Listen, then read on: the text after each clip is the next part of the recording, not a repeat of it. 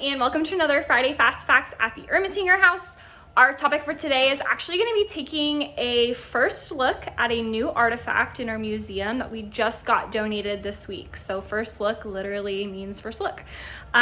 This is a really special piece. It's actually three things, and they directly relate to the history of the Ermatinger family. So the rest of this video will be taking a look at what those things are. Before I show our new items, I just wanna throw it back to these three silver spoons. If you've watched our Friday Fast Facts videos, I have shown these.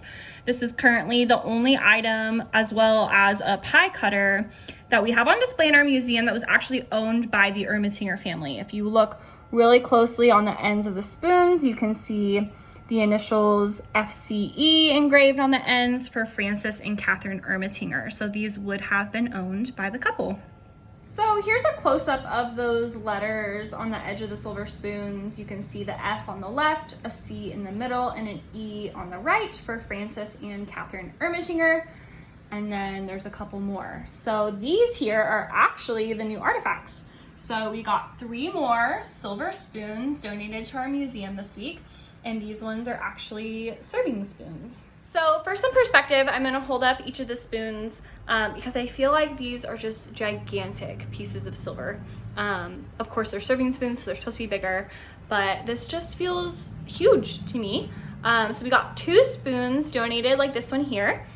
And then we also got the ladle donated, which is right here. So these are huge, beautiful pieces of silver. And I just want to say thank you to Martin Winch, who is a descendant of the McLaughlins. He donated these pieces of silver along with the previous three spoons and pie cutter. I believe he also just came across silver that belonged to the McLaughlin family as well. So it's really cool working in a historic house to be able to have artifacts that were actually owned by the family that originally lived there. So we're just really excited to have these on display in our museum eventually. So me not knowing anything about silver, I thought that these stamps on the back were really interesting. So I did some research, found out that they are called British hallmarkings. So each of these stamps tells us something different about these pieces of silver. So the top one is called the maker's mark. So whoever made these pieces of silver, their initials were GA. The next stamp tells us where these spoons were made. So that full lion tells us that they were made in London. The stamp right below that tells us the quality of silver that it was made with, and this silver was also from London. That's what that mark means. And then the letter L below that is the stamp that tells us the year these were made. So they would cycle through the alphabet, and depending on like the font style and what letter it was on, you can tell what year the spoons were made. So this font and the letter L means that these spoons were made in 1846. We previously thought that the silver was probably a wedding gift from the McLaughlins to the Ermatingers, but they got married in 1842, so these definitely were a gift from the McLaughlins.